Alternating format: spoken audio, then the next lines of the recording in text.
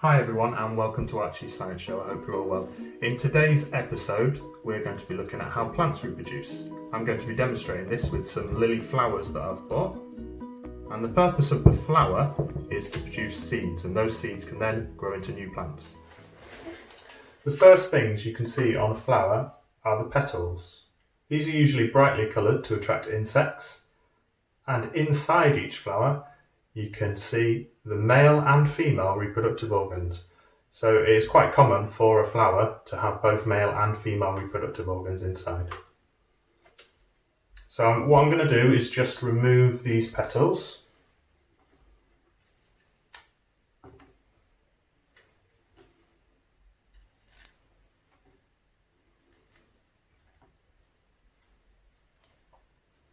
And the first thing I'm going to take apart is this. Okay, you can see there's more than one of these, but this is called the stamen, and this is the male reproductive part. Okay, so I'm just going to remove these petals and label that. So that is the stamen, and that is male.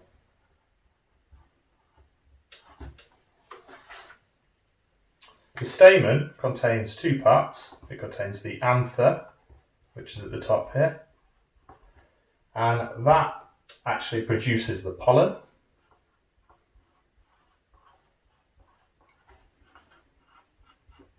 Pollen are the male sex cells.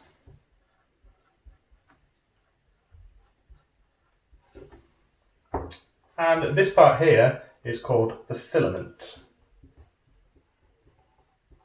And the filament, the job for the filament is just to hold up the anther.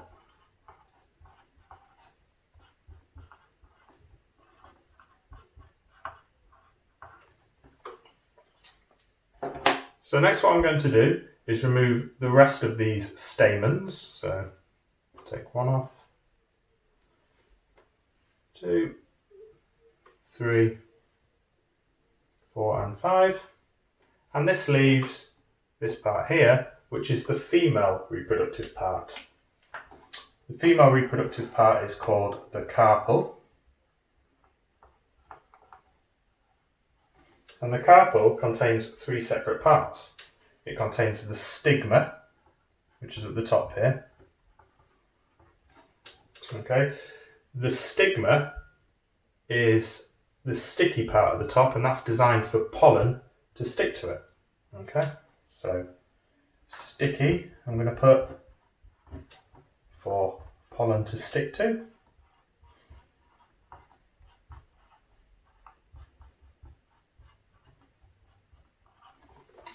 Okay, the next thing you've got here is the style.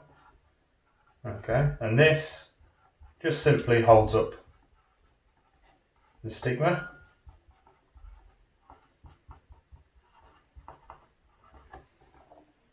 And then at the bottom here, inside here, you've got the ovary.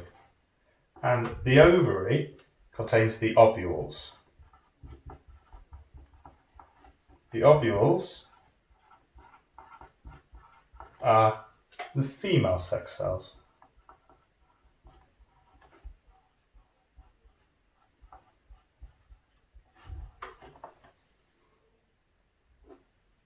So how does reproduction happen? Reproduction happens when the pollen, which is this purple sort of coloured powder, which you can see on my finger, the pollen and the ovules join, the ovules that are inside the ovary. So this is a little bit like when the sperm and the egg joins in humans. For this to happen, the pollen from the anther needs to transfer over to the stigma. This is called pollination, and it can be caused by the wind, so the pollen can transfer over via the wind.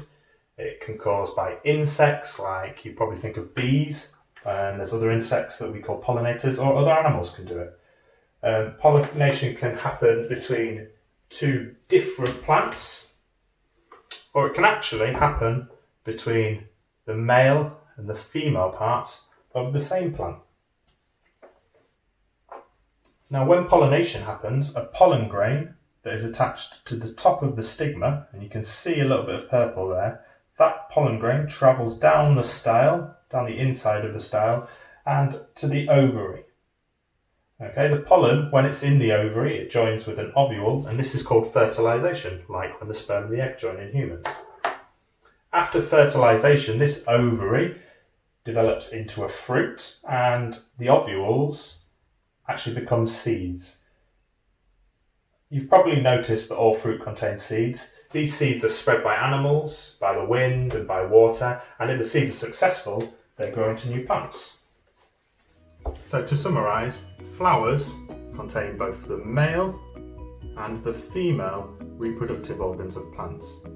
Reproduction happens when the male sex cell, which is the pollen, this purple stuff here, when that joins with the female sex cell, which is the ovule, and those ovules are kept in the ovary down here. When that happens, we call that fertilization, and those ovules eventually turn into seeds, and the whole ovary becomes a fruit. Those seeds can then grow into new plants. Hope you all have a lovely week, and I'll see you soon.